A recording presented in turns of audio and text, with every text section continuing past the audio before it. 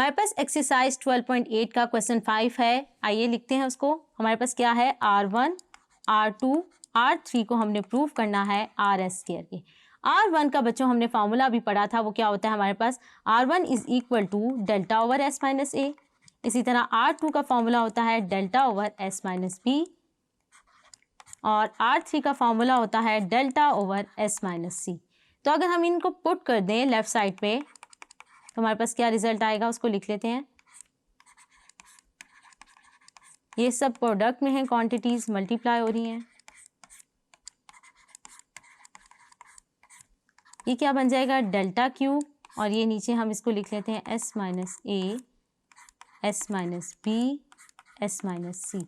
अगर मैं क्या करूं, S से मल्टीप्लाई भी कर दूं और डिवाइड भी कर दूं तो मेरे पास क्या आ जाएगा, डेल्टा क्यूब।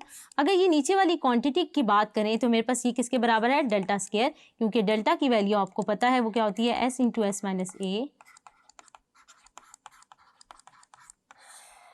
तो डेल्टा स्क्वायर किसके बराबर आ जाएगा, स्क्वायर कट जाएगा और ये आ जाएगा। तो अब हमारे पास क्या आ गया, ये हमने वैल्यू प्लग कर दी तो हमारे पास ये आ गया, यहाँ से ये कैंसिल आउट हो गया, ये बच गया डेल्टा ओवर एस। अब हमारे पास एक और आइडेंटिटी होती है, वो क्या होती है, आर जो है वो क्या होता है, इन रेडियस जो होता है वो किसके बराबर होता है, डेल्टा ओवर एस। तो यहाँ पे अगर मैं पुट कर दूँ, यहाँ से डेल्टा की वैल्यू निकाल लूँ तो क्या आ जाएगी मेरे पास, आर एस। उसको मैं पुट कर दूँ यहाँ पर, डेल्टा क्या आ जाएगा, आर एस।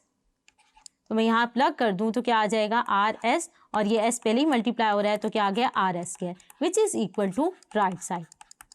तो हमने यहाँ क्या किया, हमने ई सर्कल की रेडियस के फॉर्मूलाज को यूज़ करते हुए इसको प्रूव किया। होप सो आपको समझ आया होगा। Thank you.